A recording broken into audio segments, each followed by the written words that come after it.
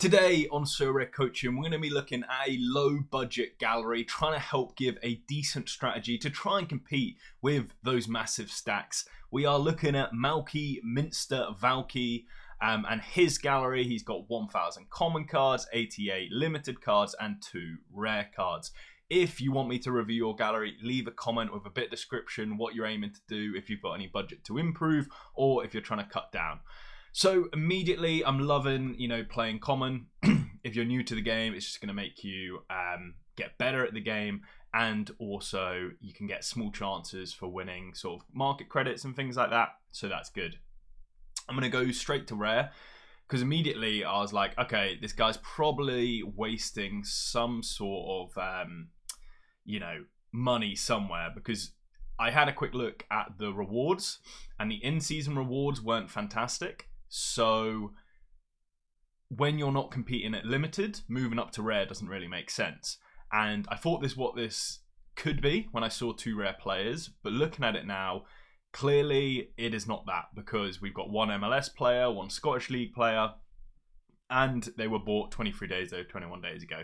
Looking at Matt Turner, I actually really like this. The MLS season has ended. It should be the bottom of MLS prices. And if you're picking up someone with a potential to try and sell him into February or January boom, it's less of a market cycle of classic cards now. It's not quite that boom. It's probably poor terminology from me. But you could definitely see them picking up in price a lot as people, transition away into the MLS in the, Premier League off-season, or as the Champions League sort of starts to slow down a bit and MLS is just starting up. So if that's what you're going for here and you're just thinking, hey, he's probably a bit too cheap, he could have World Cup utility, I think he's going to be number 1 choice for the USA, but I don't follow the American national team that closely. For £8 and then sell him into the World Cup or sell him at the start of the MLS season, that's a great choice. Leighton Clarkson, I don't really know anything about him. I just assume you think he's probably undervalued. Maybe he can pick up a run of form or something like that. So normally I'm saying get rid of these rare cards if you're not playing rare. But if you're looking to sort of trade and make some value on them, I have no problem with that at all. So what I want to be looking at next is transitioning into sort of where is he playing just in season at the minute, because in season's obviously your money maker. That's where the most impact's had. And I want to run through each division. So I was looking at Champion, and it is very clear he has a Atletico Bilbao stack.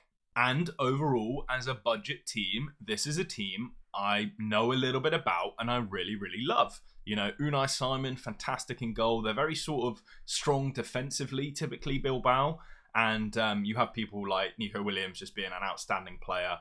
Is he returning from injury now? Yeah. So he is getting a little bit of minutes just, after a long injury, and then basically starting again now. So you've picked him up at what's probably a really decent time, 16 hours ago. The guy's active in the market. And then you're just trying to build some depth. So for your in-season cards, you can see you're actually missing a midfielder. So that could mean one of 2 things. You have a really good Champion Classic midfielder that you're using, or you have not realised. So overall, it looks like you've got this Leo Roman. He might have been your first choice keeper before Unai, and then he's got injured. Not sure on that, but what I would say is in this sort of scenario, Unai Simon's one of your best keepers in the league. I wouldn't be buying a cheaper option and trying to play him. You'd sort of ride or die with Unai at this point, because even against tough fixtures, he can get saves. But you don't have the backup. So if he gets injured, your whole team's gone, or you've got to go spend an extra 30 quid, whatever it'll be, on an in-season goalkeeper. So immediately, I'd go out and buy the backup goalkeeper for Bilbao. That used to be that young Agrizia Blala, whatever his name was. I know that because I had them both, and that was a great little combo. I don't know who it is now. I think it's a young goalkeeper, so that gives you, prospects for the future. But more importantly, it just gives you that safety net, that insurance plan. Now, I do have sort of a problem with just running in-season 1-team stacks like this. I don't have a problem if it's Bayern Munich, or if it's Arsenal, or if it's maybe new Celtic, not Celtic at the start of the season, because they dominate most games, they put up high scores, they get good AA. That's not really the score for Bilbao because they're competing against Real Madrid and Barcelona, who do that every game, and Atletico Madrid aren't bad either. So where this is going to excel is when those guys have a bad week. So that's going to transition us into our classic strategy, but also the idea of just running one stack and you haven't really got that strong of a XP or collection bonus on them. It's not going to be fantastic because you won't be the only person in limited with a Bilbao stack. So not only are you probably not beating your Real Madrids, Barcelonas, Atletico Madrids at the minute, you probably wouldn't be beating your Bilbao competitors either. So you're sort of in the worst of both scenarios. Now I understand you're playing on a budget. You don't want to jump in at the start of the season where everyone's going wild. But what you've got to do is beat them in your team selection then. So, most people will captain Nico Williams. I'm sure you'd be doing the same. Obviously, we don't know because you've only picked him up recently. But what that means is you'll either be captaining a worse player in the form of, say, Yuri, for example, and hoping the worst player puts up a better score, or you go in and you transition a little into what I call a double stack. So you might have Bilbao and Real Betis. So on the week where Madrid and Barca play each other, or on the week where Madrid and Barca have stinkers, you've got a really good chance to not just have a good score, but it doesn't even matter about the score particularly, but to have a good finish, top 5%, but then you're also differentiating yourself to the sort of top of that, because, you want to be in Division 1, and those top places are where the real money makers are. Yes, it's nice to pick up hot streaks. Yes, it's nice to, consistently hit rewards. But one first place finish is going to outweigh loads of 30, 40th place finishes. And, that's really the key here. So before I jump into a bit more specifics on that, who I might look at, how much it might cost you, let's look where else you've got teams, because you've got an in-season Aberdeen stack by the look of it. You've got all these guys, and then a little bit of Fenerbahce, Galatasaray, just decent average players, which I don't really have a problem with. It's a weird, maybe not a weird stack. You're going to struggle with an Aberdeen stack this year. Celtic and Rangers are back to being a little bit more dominant than usual, but you're also competing against your Eredivisie teams, your Pro League teams. So this, on a budget user, is probably not something I would be strengthening or continuing to do. It might be better just to cut your losses on this. When you're competing on a limited budget, you don't really want to be competing on all fronts, and this is sort of what I'm seeing. So I know you've got an MLS in-season sort of team, and yes, you've only bought some of them recently, at the end of the season, so maybe you're trying to pick up that deal, looking forward to next season, which I don't really have a problem with, but also it's a bit indecisive because you've got your best sort of players up for sale. So Evander, I know, is a really strong player in the league, and you trade him 10 days ago for £8. Now you're trying to sell him for 10. I appreciate that's a bit of profit, but when you take into account the 5% tax, you're probably not going to get this price. Are you even lowest on the market at the minute? Would be a good way to see. Limited. Yeah, so he's selling for £8.60 now. He's going to be a classic card whether he's in season or not. It just doesn't. It doesn't really make sense. He would be essential if you are planning to play next year. So keep him. If you're looking to sell him, hold him a bit longer so you get more of a profit, so the tax won't matter so much. And if you're just undecided about him or the rest of the players, you don't want to hold them, sort of sell them all now and cut your losses. It's sort of, I'm unsure why you would be selling them now, especially you're not lowest on the market. You'd be making a loss, and they are solid players for when they have utility again. But yeah, unsure on the plan here.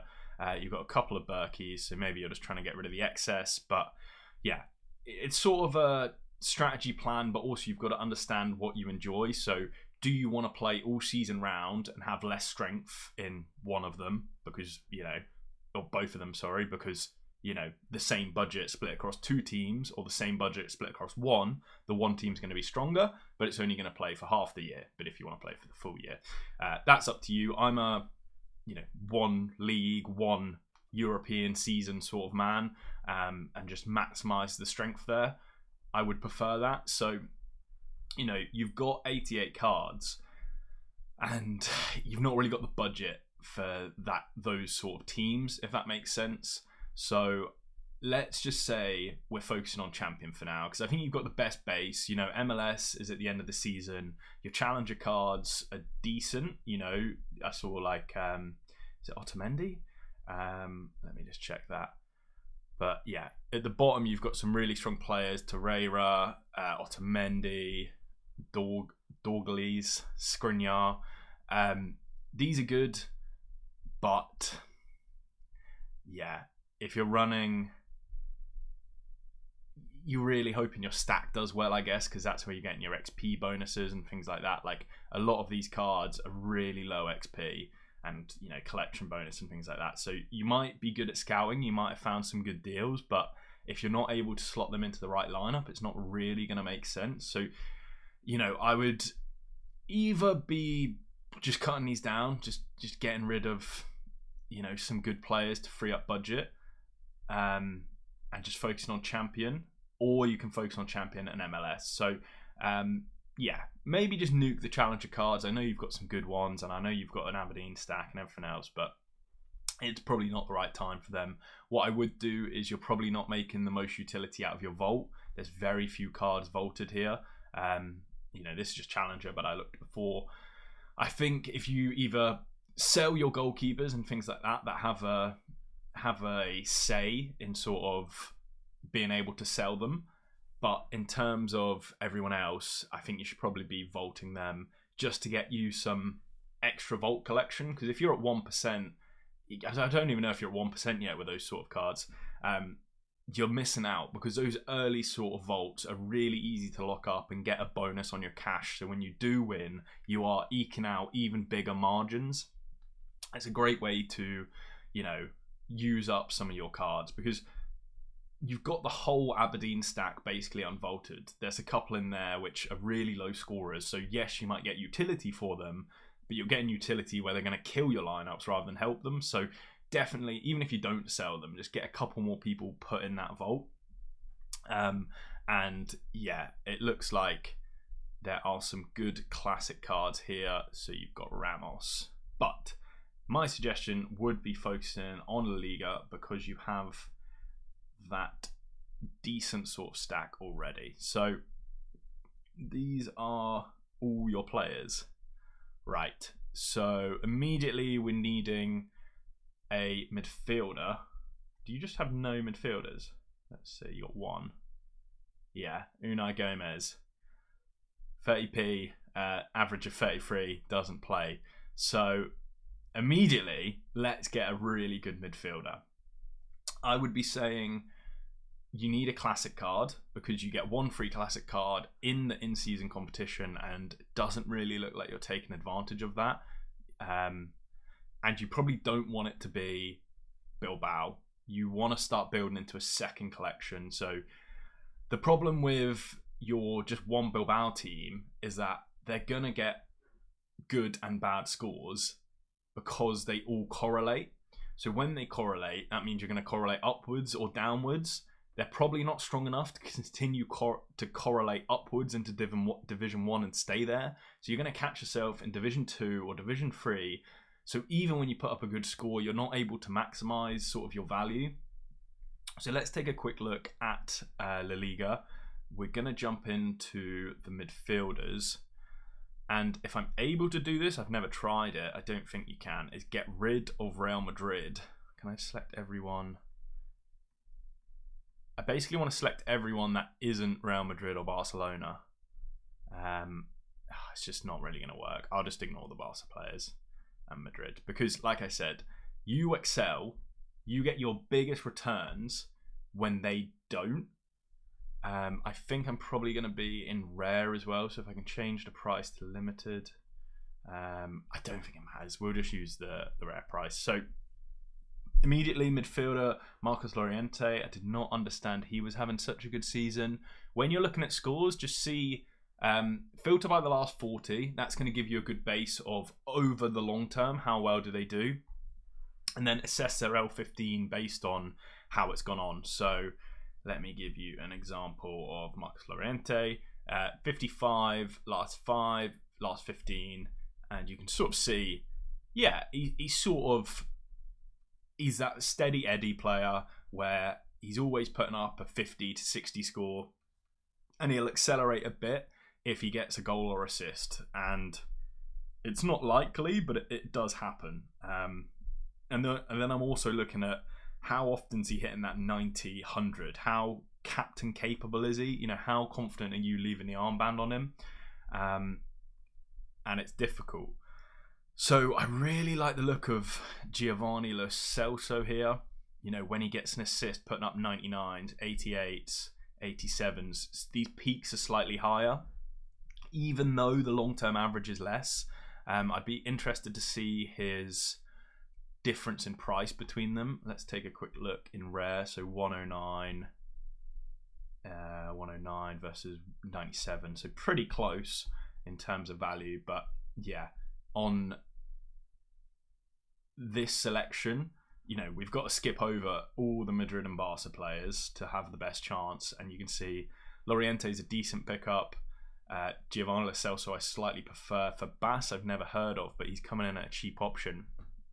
Okay, so again, not someone I know about, but statistically, this is looking really good as a sort of steady Eddie player where he's probably a CDM or a defensive mid in sort of, you know, more defensive than attacking. And you can see he's always up there with big scores. Not excelling though, which can really bring you down because you can't really put the armband on him. What you want in these limited divisions is a captain that's going to rip 100. Because that's going to give you that push. I mean, it sounds obvious, but what I'm meaning to say is that it might be better picking a lower average player who would score lower on average, but in this particular game week has a better chance of hitting 100. This would be a perfect example with Fabas, where I don't think he's broke into an 80 or a 90 in many months and years. So just make sure when you're looking at his average, are these from the league below? And it looks like this is going to have an impact. You know, it seems that last season at Elche, he was in the division below. So that will have an impact. You know, for the Premier League, this is so clear where you get people like Rodon having fantastic scores because he was in the league below where they dominate possession. What you'll see is this, even though his scores last season were from the league below, it hasn't really had an impact. Because he's a defensive midfielder, it looks like he's going to be more busy. Let's see where he gets his scores from as well. Also very key. So defending, double, and winning tackles. So yeah, definitely seems like he's just that sort of midfield monster, picking the ball up, and that's getting him duels 1, which are getting doubles and triple doubles, which are your duels, your interceptions, and your tackles. So I like this player as someone you can play every week. So that would be a nice selection. I know you said you had 200 to 150 euros to spend. Keeping in mind that was a week or so ago, so it might have been a bit longer actually. But what that means is it might be a bit less. So try not to go mental. And I know these prices are in rare, but it just saves me changing all my settings back. Luis Villa. Yeah, see, I don't like when players in midfield score a decisive and they're only hitting 68. That's like 8 AA points. So if they didn't, they're on like a 40, which is just killer. Obviously, he's got 2 here and really big scores. So he has got a chance to rip 100. But then I'm sort of looking at how often is he getting 2 assists a game? You know, he's got some at the start of the season here, but I'd need to look back to last season and be like, right, how often is he getting 2? It's just not happening. So has he significantly got better in this season to last season? Has the team improved? Anything like that? I don't know. You'd need to do more research. You know, you can't just look at the stats and pile into a player. You need to understand, which obviously I don't have too much in La Liga. But yeah, this guy is looking good as well, Pablo Fornals. So, you know, immediately off the back, I just said Betis because I know they're a decently strong team.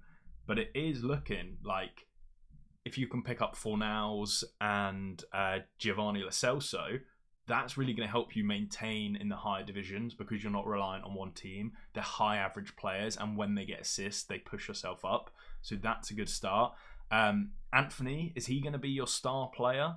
£193. Call that probably £15-20 in rare.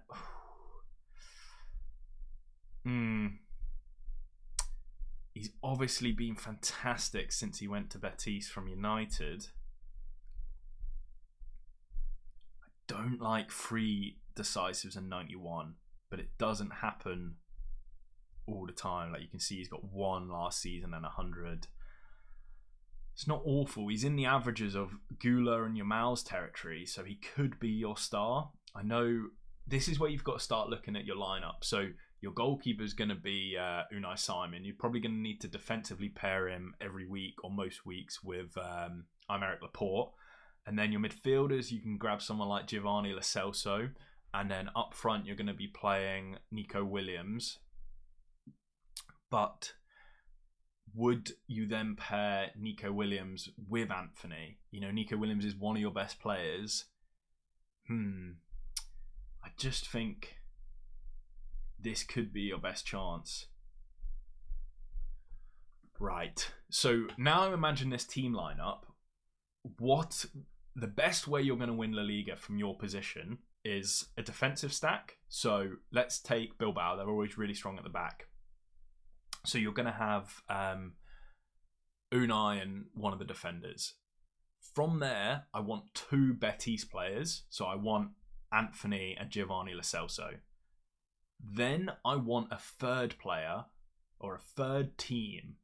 What that's going to give me is a 2% bonus across my entire team for free.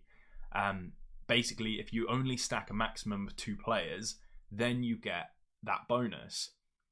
And your averages might be low enough to get 4% some week. That depends. But let's consider a defender, because none of your defenders are really... sorry, I got a bit of a cold here today. None of your defenders are really that capable of decisive actions, I don't think. So you're basically looking for a wing back now. So on those really good fixture weeks, you can take advantage of playing higher up the pitch, getting those passes into the final third, and potentially a big assist. So this guy has really high averages. Yeah, this is the sort of player I love. I don't know too much about him. Big Ass. Great name. I love Big Ass. He's got 89 here and then 26 here. Levante, I think that is an easier team than Sevilla. So you don't have to play him against Sevilla because you've got that other Betis midfielder. So, yeah, someone like this, 16 quid. Is he not nailed to play? Is that what's going on? Or is he injured? Okay, so he might be injured. I don't know. What about David? Is he a... Oh, I love that form. Sent off. Obviously suspended. 45. Error led to goal. Penalty conceded. Then he's up against Madrid next. But don't let that put you off. Still check the scores. You know, if you've got this last 15 being dragged down, but his last 40 average is 60, that is perfect, because if you can fit that points cap when you're building and you get that 4% bonus for being under, I think it's 260 points cap or 270 points cap, it's really, really helpful. Something I really look for when I'm lineup building. What's he put a 73 up against Atletico Madrid? Possession, Jules 1. Okay, you've got to be careful on duels 1 because they're a bit of a coin flip. You know, there's not a lot in a duel. It's like a 50-50 and sometimes you get the ball, sometimes you don't. Let's see against the weaker teams. Is he getting attacking returns or passes into the final third? Yeah. Attempted assists anywhere? No attempted assists. Okay.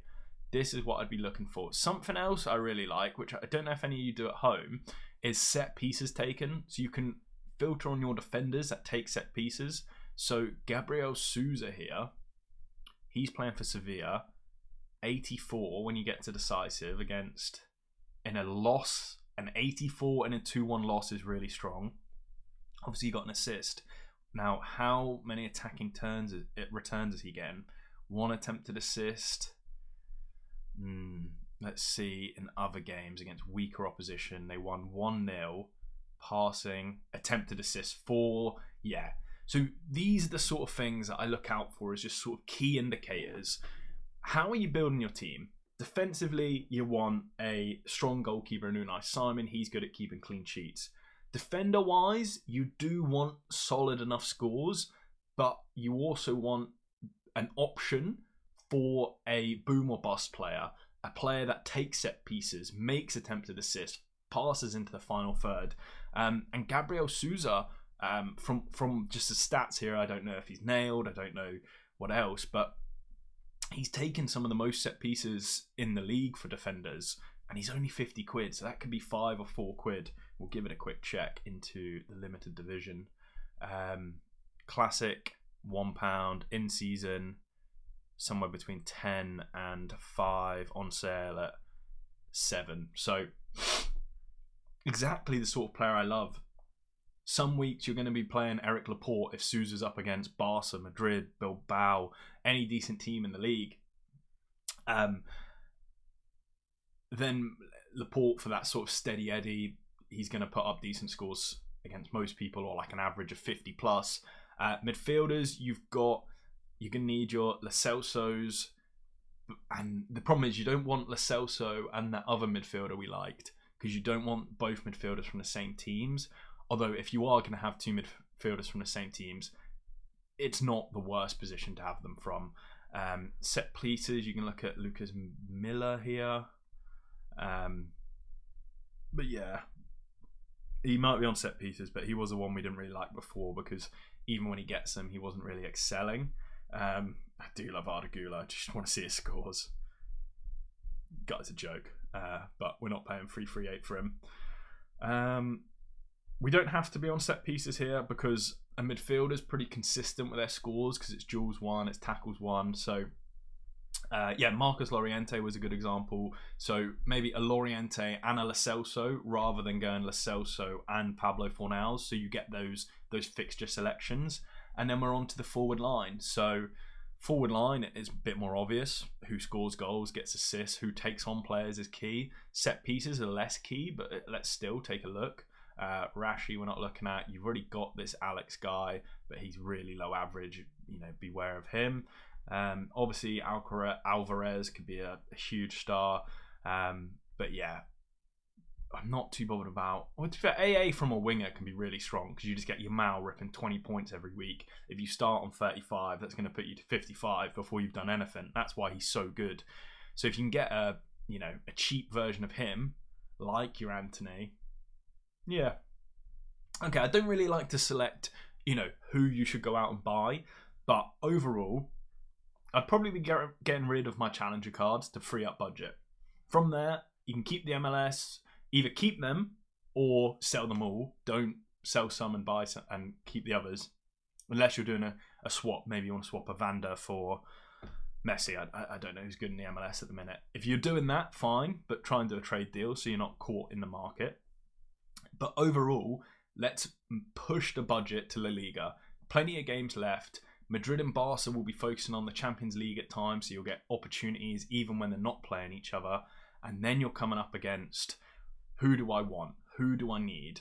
Goalkeeper, you need to immediately go out and get the backup. I think Unai Simon's good enough where you can rely on him all year round, or his backup. You've already got Laporte, partnering with that Sousa guy that we found who gets big scores or really, really low scores, and he's also on set pieces. Seriously going to help you. Midfielders, I love Giovanni Lo Celso and someone like Marcus Llorente. I'm not mental about Llorente, but he's a good option. And then forward line, I think a classic Anthony card. I think he's going to be your standout as, right, we need someone that's going to, what's he in season? Yeah, so £51. If you've got enough for him, that could be good. But classic, you can get him for like 10. So just manage your own budget. I don't know how much you've got left, because you left a comment a little bit ago. If you have enjoyed this, can you please check out my Ko-Fi? Donating would be huge at the minute. It really helps. We're £10, I think it's £10 away from our goal, or maybe £5. We're £5 or £10 away from our first goal. It would mean so much to me to hit that. Means I can make more videos like this, because they don't get the most views, and when you're, trying to grow, you need to go where the views are and the money is and everything else. So if you enjoy this, it just helps, and it helps me do more of these. And I hope you at home found this helpful, even if this wasn't your gallery. But besides that, all the best to you. Cheers.